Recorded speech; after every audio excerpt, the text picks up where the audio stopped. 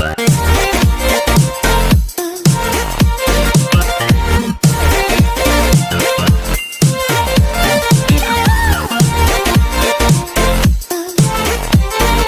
right. To our viewers, can you please type in your names in our chat box so I would be able to know who are our current viewers right now?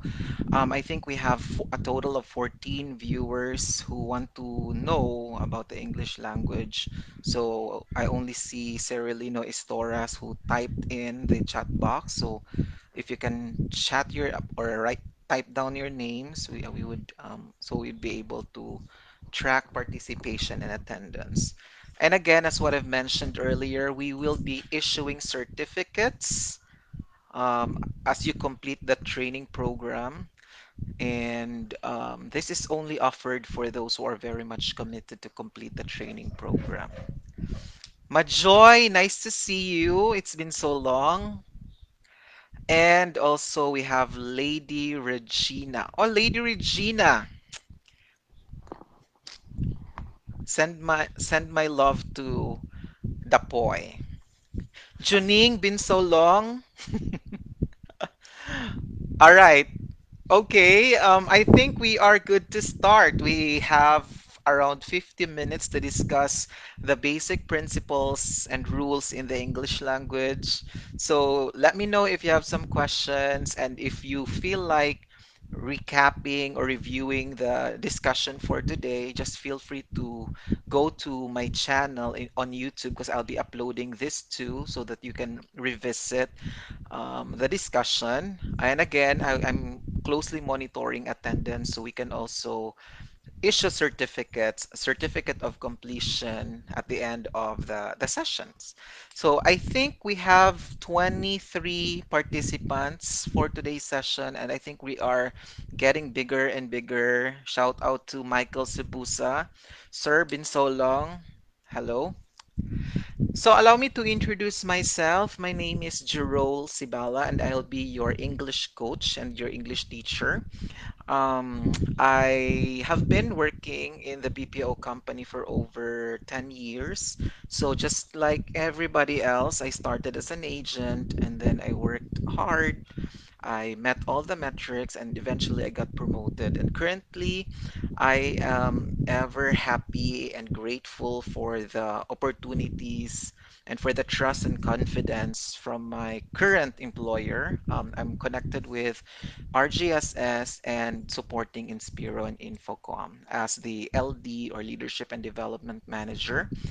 And currently, I'm also finishing my DBA. I'm enrolled in St. Paul University. I'm not sure if we have folks or participants here from St. Paul University. So I'm finishing my doctor in business administration course.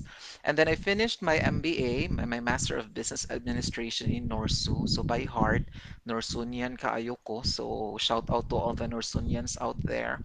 I think dagan kitang taga Norsu, dagang taga Norsu diri. But hello everyone. I finished my undergrad as well in Norsu. I took BS Office Systems Management, and then I finished my Masters of Business Administration in the same school. And English has always been my passion, learning English. And let me stress this out to everyone that English or learning in totality is a continuous process. And every day is a learning experience, and I'm learning every day. So if you are not if you think that you're not good yet in terms of the principles and tenets of the English language, well, take heart. I'm here to help you out. All right. And then if you have questions, again, just feel free to put in or to type in our chat box so we'd be able to address that. So it looks like we have a considerable number of participants now. Nieva Binondo, pa-shout out daw. Shout out to everyone na lang. I cannot individually do that because we have very limited time. This is only for 45 minutes and we'll talk about the English language. All right. So, are you gonna share any tips for us to be or to sound like an American? To sound like an American. Yeah, we can do that, Lady Regina. We can do that. But I guess let's go back to basic first. We'll talk about the principles and the rules first. And to some, you may have already, or you may already know this one, but just be patient because we have a considerable number of participants today who may not know it, may the principles, yet. Mhm. Okay, so let's talk about the English language.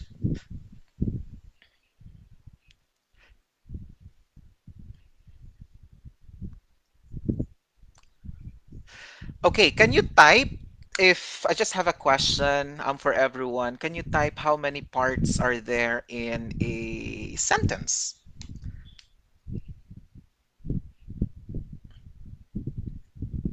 Type away.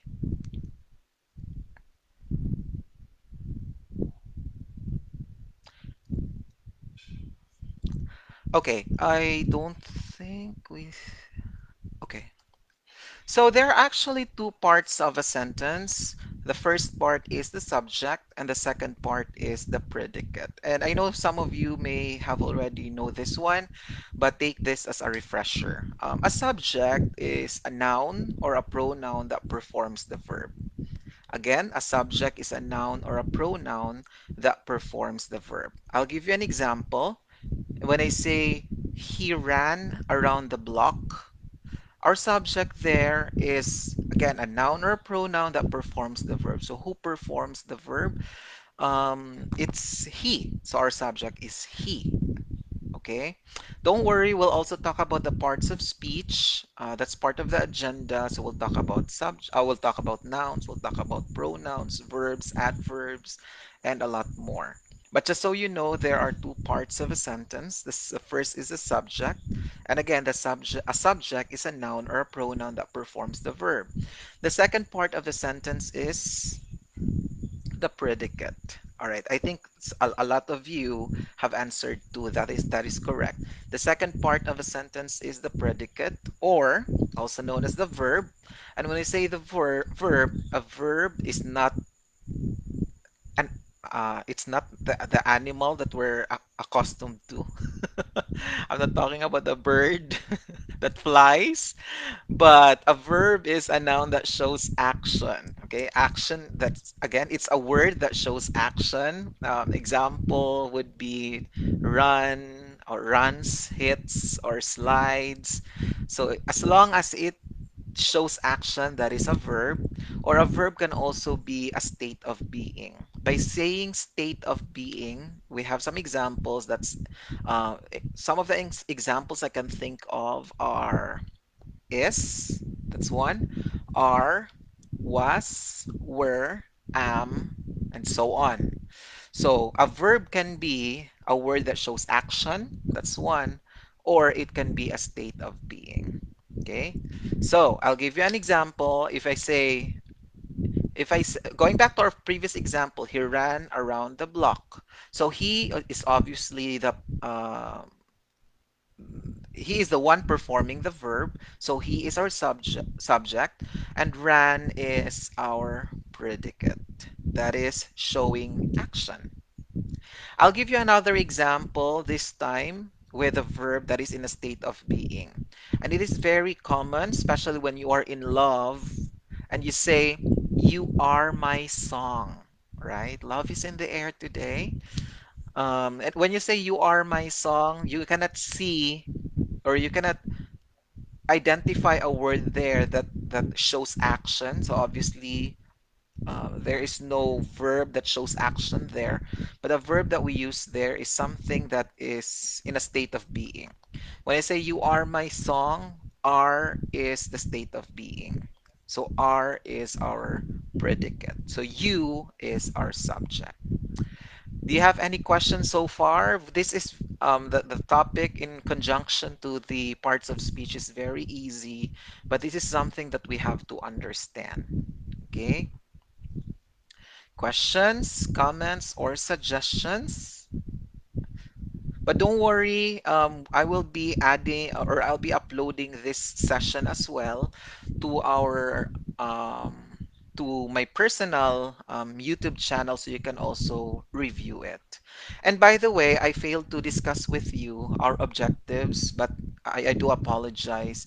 But our objectives include number one, at the end of the series of programs, you should be able to appreciate English as a competitive advantage. When I say competitive advantage, it's going to be your edge over others. Whether you are an agent right now or you are unemployed right now, but truth be told, that there are a lot around surrounding you who are competing for the next position. So your communication skill can be your edge over others. It can be your competitive advantage. Secondly, at the end of this program, you should be able to learn the basic principles and rules of English. So we'll talk about the various rules in English. And if I can vividly recall, I think we have over 30 rules that we'll be talking about. So please do watch out for that. And then we should be able to recognize that English is the medium of business communication. Whether you're supporting a local account, we do have local accounts, but if you are or you're supporting international account, but we come to realize that English is the medium of business communication. When you will be presenting in front of the clients, you will be presenting not in Tagalog but in the English language. And lastly, you should be able to improve English communication skill. And our paramount goal is for us to, or for me to imbue you with the necessary competencies for both written and spoken English. So those are our four objectives. And at the end of the session, to those who are unemployed, we are looking forward that you get your your big shot and your chance to employment. Okay. All right. So we have already talked about the parts of a sentence. So again, to recap, we have the subject and the predicate. Now let's talk about SVA. When I say SVA, I'm talking about subject-verb agreement. Now, just so you know, subjects and verbs must agree with one another in terms of number. And by saying number, we're talking about the singular, that's one, or the plural, that's two or more. Thus, if a subject is singular, its verb must also be singular. If a subject is plural, its verb must also be plural. So always remember, singular subject will take singular form of the verb. Plural subject will take plural form of the verb. Now, it's kind of tricky, I know, but I'm here to help you out in terms of the your understanding of the SVA.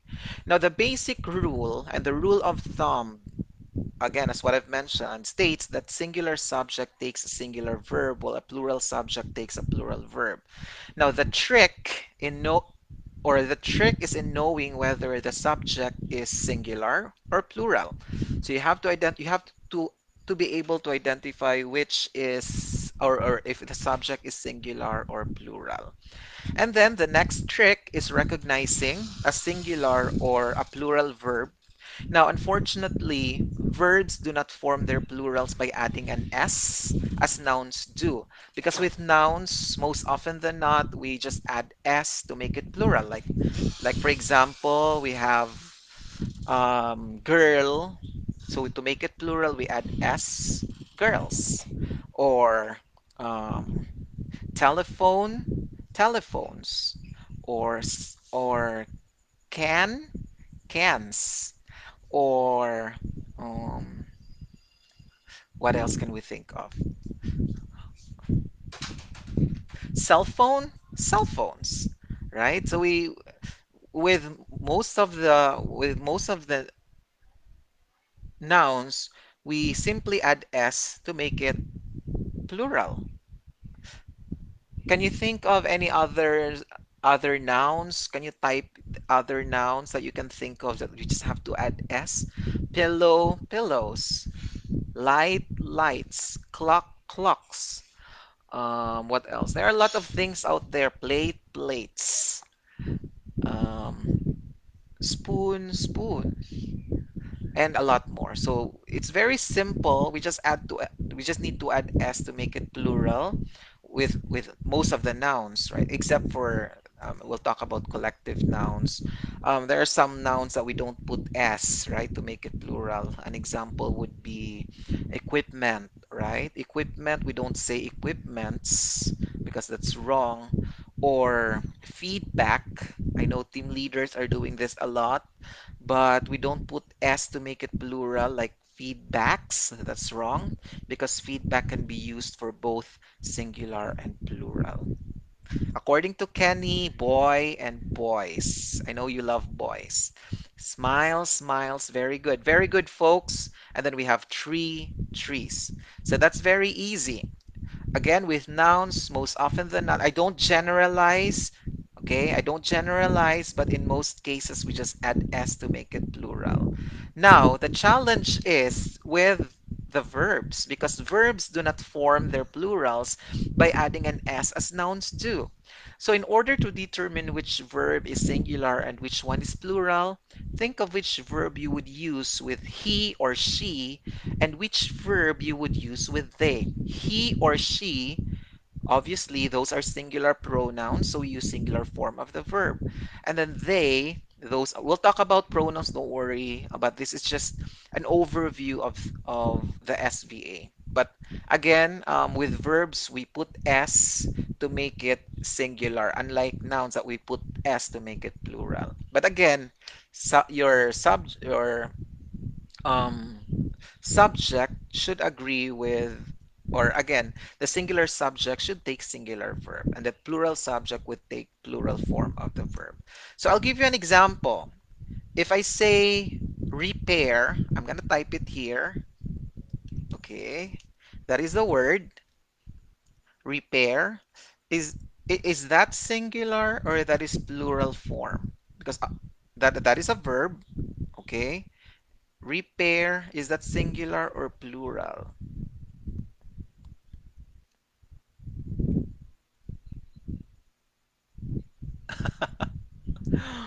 Okay.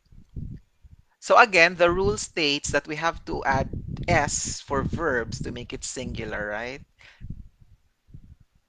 That is correct. So repair is the plural form of the verb. So when I say they repair, or I'll give you a simpler example. According to Ken Orks, believe versus believes. Okay, very good. So believe is obviously plural form of the verb, and believes is a singular form of the verb.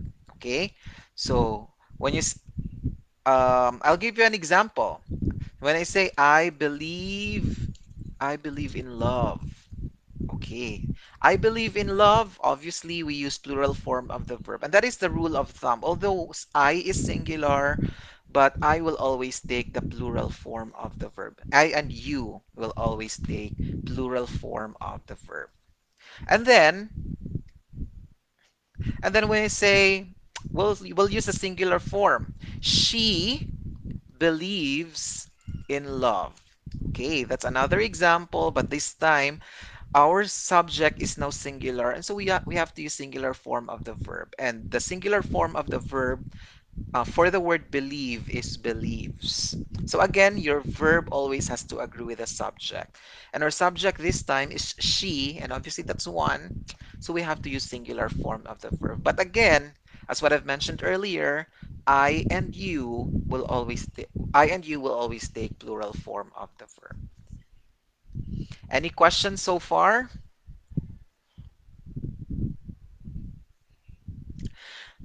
And you know what?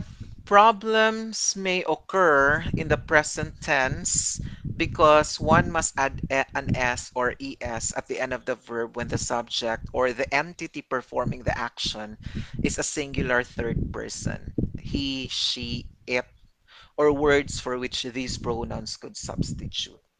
So I'll give you another example. When I say the student sings, okay?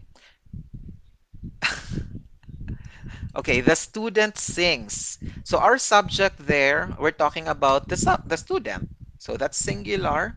Again, to make it plural, we add s, right? Students. But in our example, the student sings. So student is singular, and so our verb has to agree with the subject. And so our verb has to be in a singular form too.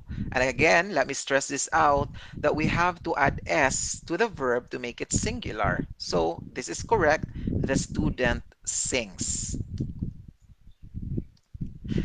And then I'll try to come up with another example, this time with plural subject.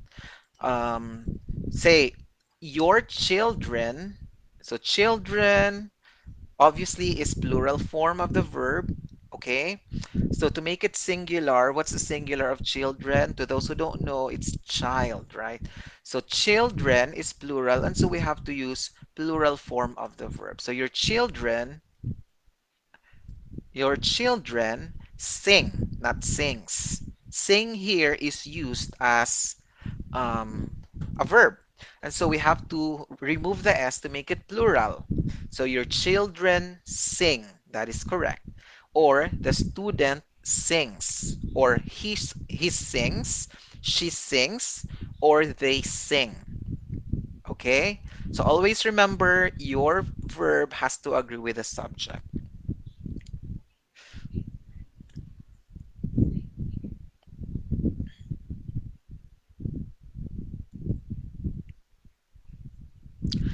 Okay, let's continue. Do you have any questions so far? We have some questions here. According to Gina, I believe in you, sir. Yes, I will always take plural form of the verb, right? You're not gonna say I loves you. I loves you. So that is so wrong, but you're gonna say I love you, right? Ivy Arba said, I believe that children are our future. Very good. I believe, right? You're not gonna say I believes, but you say I believe. Or Sir Roland said, I believe I can touch the sky. I think that's a line from Do Re Mi. Correct me if I'm wrong. That's one of my favorite movies. Another example from Ken Orks, they are stargazing. Or why don't we rephrase it this way, Ken Orks? They love stargazing. They is our subject, and so our verb has to agree with our subject. They, so that's plural, so our verb has to be plural in a plural form too. So that's love. Okay? They love stargazing. She loves stargazing. Okay. I know to some, probably you cannot relate. Shout out to all the loveless out there. It's okay. There's always a perfect time for everything. But I do believe that learning is more important than loving. It's just me. The student sings. That is correct. How about regard and regards? Don't worry, Sir Ken. We don't wanna preoccupy, and we don't want to preempt future discussions, but we'll talk about regard versus regards, toward versus towards, and a lot more. But that's part of the agenda.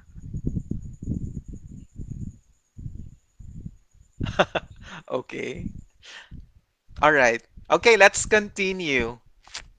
I'll give you some tips in conjunction to SVA. Number one, most likely your verb will agree. I don't generalize again, okay? Most likely your verb will agree with the first noun to the left of the verb. Okay, again, your verb will agree with the first noun to the left of the verb in most cases. And again, I don't want to generalize, but in most cases, that's a scenario. An example to that would be the Supreme Court judge decides the appropriate penalty. The Supreme Court judge decides the appropriate penalty. So we have to look for the noun first. So what are we talking about here? What are we talking about? Comment.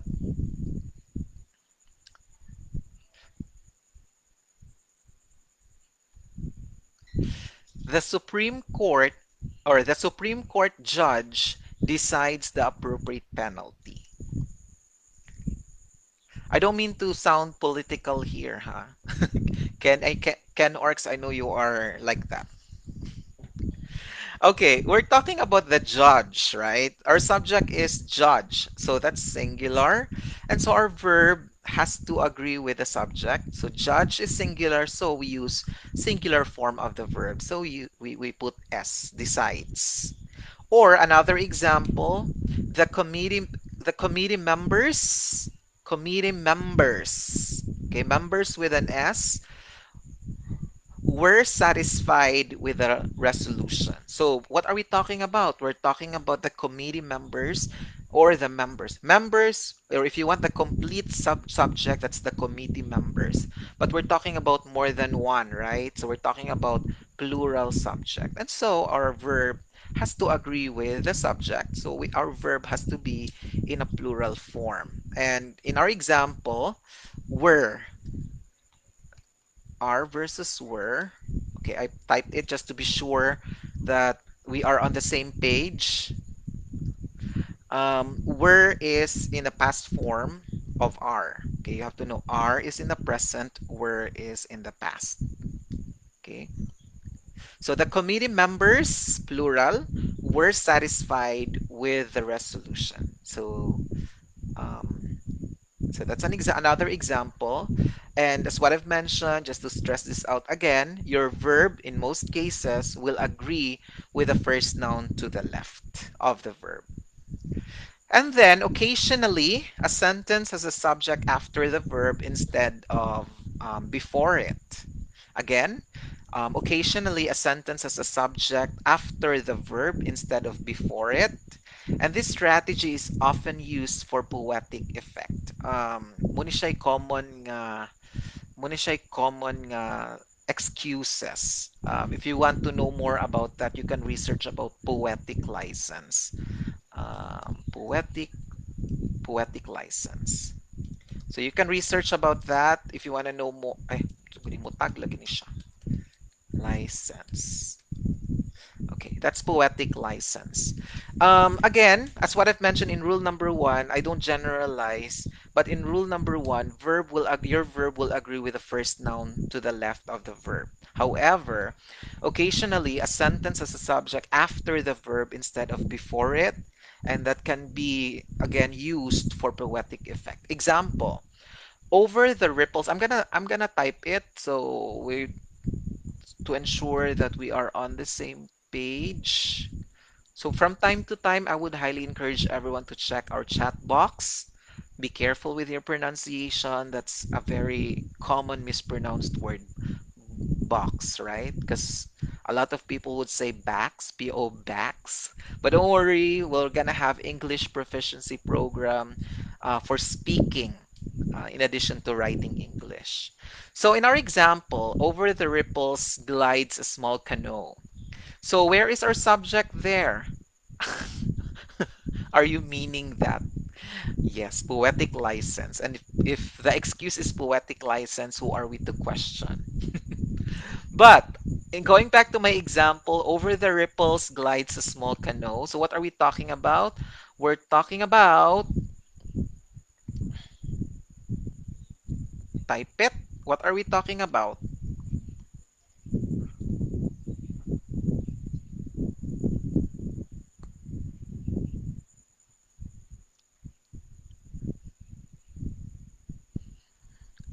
Okay, we're talking about a small canoe here. Okay, so obviously our subject is singular, and so our verb has to agree with that.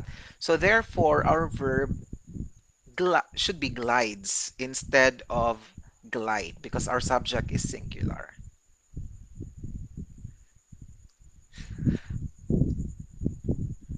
Very good team. Good job. Very good. Let's have another example. Again, we're talking about poetic. I mean, in most cases, this is used for poetic purposes.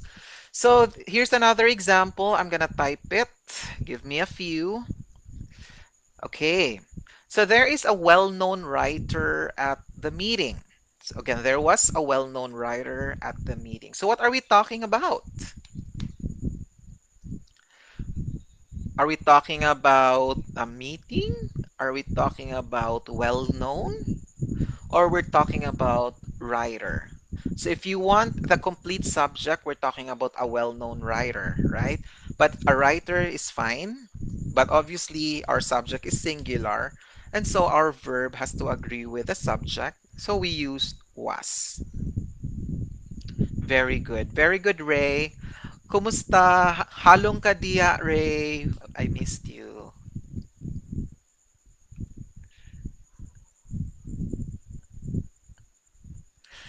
All right. Now, okay, I think we have another example courtesy of Ken Works. The sun sets in the west and the sunsets are beautiful. Okay, sun sets, very good, and the sunsets are beautiful. Very good. Walking? Where is walking there? I'm a bit confused. Where is walking? Lermski, I'm not sure where walking is, but I'm a bit confused. Okay, let me know if you have questions, or you can just PM me if you want to revisit this video once again. Kindly just check this. I'm gonna upload this too in um, my YouTube channel, so you can also or you can also review this for yourself. Miss you, Ray. I hope I can visit Bacolod one of these days ba? Or weeks, months? I'm not sure. But I miss you, mga Ilonggo friends. Hello. Okay, let's talk about modifying phrase. Have you heard of this? Modifying phrase. Like that. Who amongst you have heard about modifying phrase?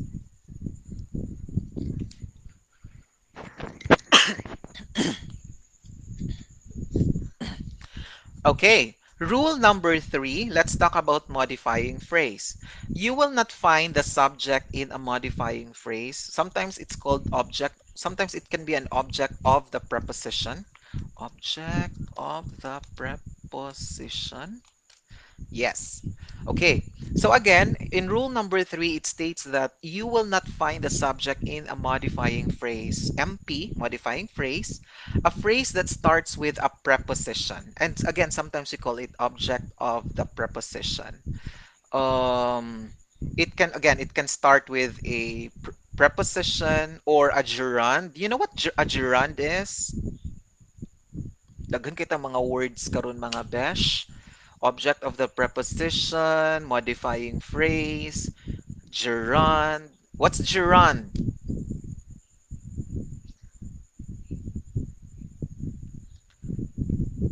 Unsa ba to? Balikan na to atong English teacher. Wala niya discuss or you were absent when this was discussed siguro. Don't worry, Ken Orcs, we will discuss prepositions as that's part of the plan. We will be discussing that in the future because it's kind preposition is kind of confusing, diba? When to use on, when to use in, when to use at, underneath, over, beyond. There are um, a lot of words, a lot of prepositions actually. Okay, Ivy, you are very correct. Sani Duran, good job. These are verbs and ending with ing. Very good. Royce, Jana, very good. Lermski, Limako, very good. And Roland, Yuliaran, very good. Correct. These are gerunds and these are words, or sorry, not words, but verbs that or verbs that end with ing. Okay. So don't worry, we'll talk about gerund further as we talk about verbs. But just so you know, gerunds are verbs that end with ing. So again, when we talk about rule number three, you will not find the subject in a modifying phrase, a phrase that starts with a preposition, a gerund, or a relative pronoun. When I say relative pronoun, have you heard of it? These are example that which who those are relative pronouns. Okay. For example, I'll give you an example with relative pronoun. I am the girl who is singing in front of the mirror. So I am the girl who, that's a relative pronoun. Okay, but we'll talk about that as we also talk about pronoun. That's part of the discussion. But our focus in this particular or particular rule is to highlight that subject cannot be found in the modifying phrase. Okay? I'll give you an example. The group of the group of students is going on a field trip. So our subject, so I'll type it so everybody can see it. Okay, with that example, the group of students is going on a field trip. Had we not known this rule, probably we would have used are, correct? Because we're talking about students. But of students is a modifying phrase. And again, we're not talking about the students here, but we're talking about the group. And obviously, with when we talk about group, that is in a singular form.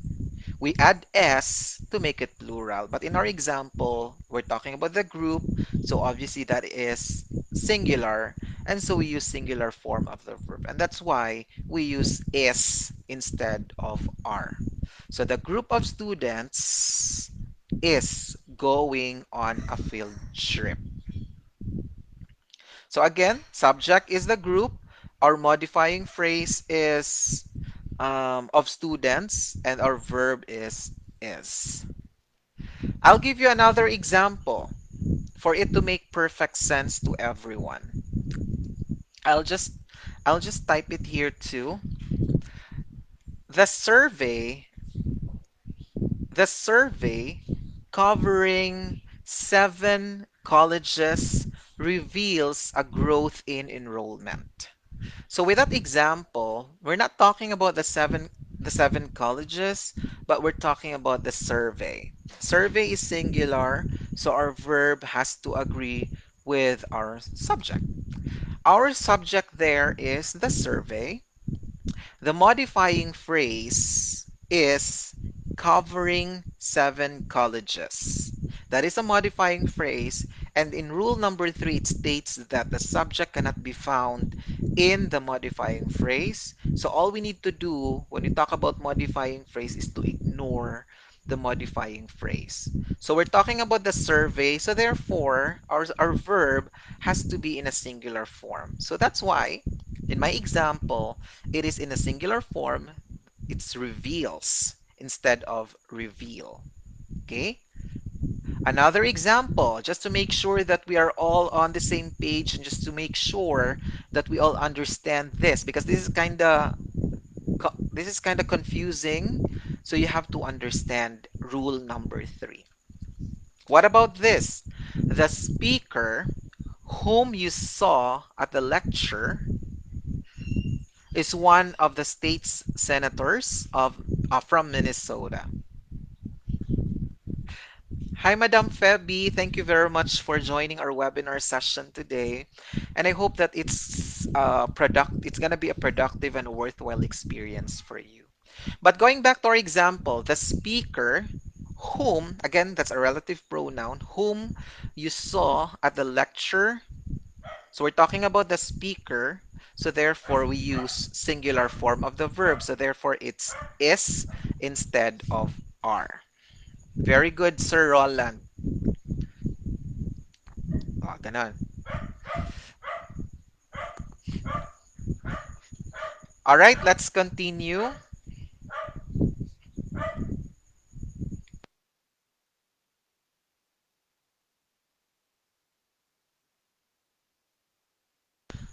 All right, let's continue.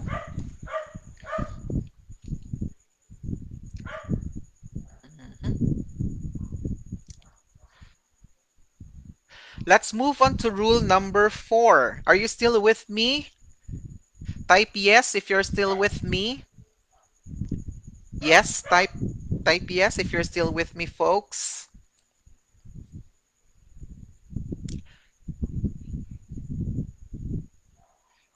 And it looks like everyone's typing now. So just type yes if you're still with me. And we'll proceed with rule number 4. And probably for this particular session, hopefully we can cover 5 rules. And we'll try to cover the additional 5 or the other rules in our next meeting. Okay?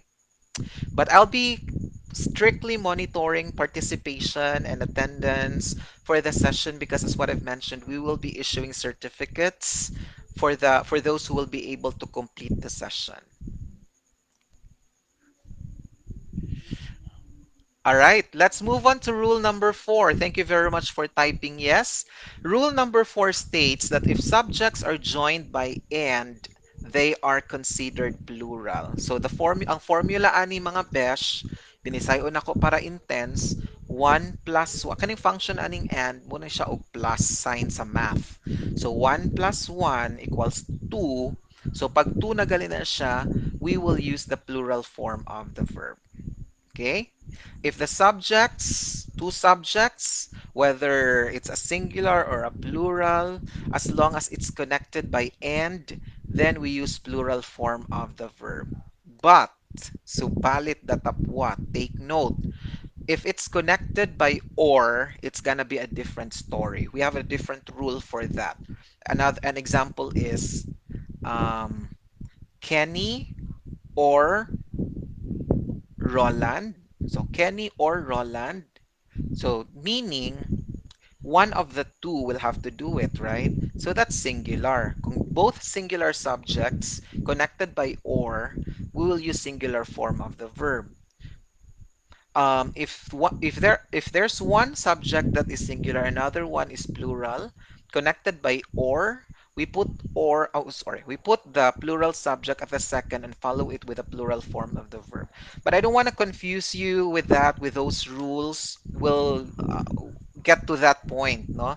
But what I want you to think of is when we talk about two subjects connected by and, then we will use plural form of the verb. Example, the quarterback, singular, and the coach, another singular, and these subjects are connected by and, so therefore we have to use plural form of the verb. Are having a conference. So our subject or subjects are the quarterback and the coach. So we have two subjects, and our verb would be are having. Okay?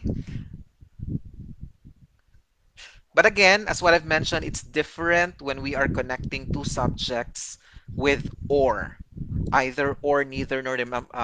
We'll talk about that in the coming days. But for now, I don't want to add burden to, or I don't want to complicate our session today. Dapat easy ra tong session today.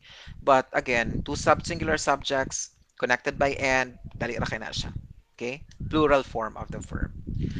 Let's move on. Rule number 5, and probably this is gonna be our last rule for today, and then we'll talk about our next meeting, our schedule for the next meeting.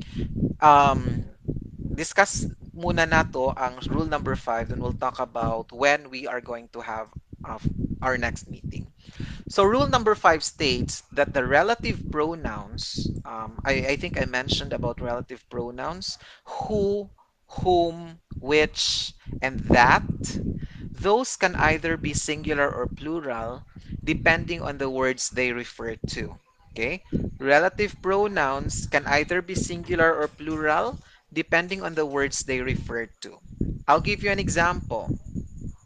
The sales manager is a good I'm gonna type it first so we'd be in the same page. So in this particular example, the sales manager is a good researcher who spends a great amount of time surfing the web for information. So our subject there is, what are we talking about? Obviously, we're talking about the sales manager. Okay, so that is obviously our subject. Now, what are our verbs there? So we're talking about is and spends. So we're talking about our verbs are is and spends. I'll give you another example. Sales managers are good. I'm gonna type it again. And I'm ever thankful for the opportunity. That thank you to my previous college instructors that I be able to type as fast as I can because I had typing classes before. So in this example, sales managers are good researchers who spend a great amount of time surfing the web for information. So obviously, we're talking about sales manager. And then, so that's our subject. So our subject is obviously plural, and so our verbs have to agree with a plural. And our verbs are that's one, and the second is spend. Yeah, are and spend. So those are our verbs. Any questions so far? Comments? Suggestions?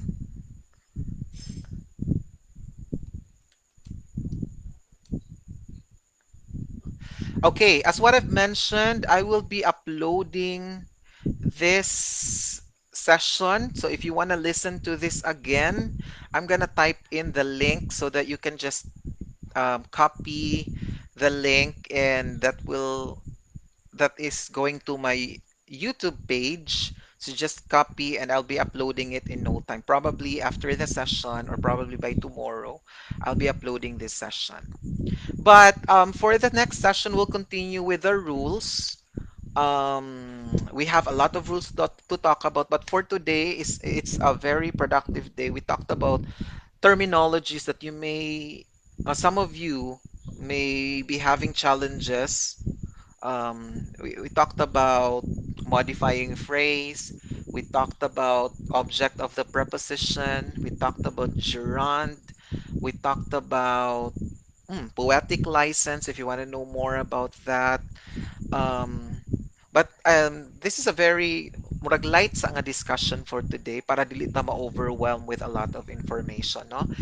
But I have a favor to ask because I realized that I have session. I mean, for next week, we'll have it Monday and Friday, right? So I'll see you Monday at 7 p.m. and on Friday at 7 p.m. and we'll continue with our session. But again, I'm closely monitoring attendance. So I am afraid I may not be able to track attendance through the chat box. So I would highly recommend that you just put in ganito na lang para I'd be able to track your attendance for today. I placed something in our chat box na ay link diha. Pwede mong mo-comment na lang sa inyong complete name para matrack na ko inyong attendance ha. Diha na lang nato i-track inyong attendance. Just comment your complete name in the comment field para matrack na ko ang inyong mga attendance. But again, I want to say thank you to everyone for staying with me. We have 2 minutes. We have we still have 2 minutes time. Do you have any questions that I'd be able to answer? And let me know also. You can PM me if you want to know more about job opportunities in Inspiro and in Infocom. Para we can also endorse you for possible employment. And hopefully after the session or after this webinar session, maayo na tamang English. So by then, confident na siguro kayo mo nga unsa ni nga mo go through with unsa ni series of interviews and assessments, no? But we aim that everyone's gonna find um, equal opportunity and equal skills kasi kami we were thankful to our previous teachers nga they taught us so well about the English language, and especially sa among experiences in the BPO industry. Maayo kaya mong training program before, and so we are paying it forward. We want you to learn. We want you to appreciate the importance of the English language. Okay? Or all right. So let's call it a wrap. Thank you very much, everyone, for attending today's session. This is just part one of the many sessions that will be together, and we'll continue to learn more about the English language. So again, I don't mean to say that I'm also expert, no. I'm also learning every day, and that is the reason why I continue to enroll back to the academe because I committed and I pursued excellence. No? And that's what you also have to believe in. And everyone has to believe in excellence.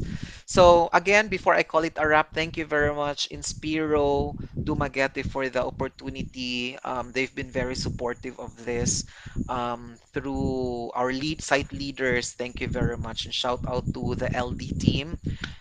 Hello, everyone. Greetings from the city of gentle people, Dumaguete City. So, this has been your English coach, Jurel Sibala, saying thank you so much for your time. And I can't wait to see you in our next meeting. Kamsamnida. Thank you very much.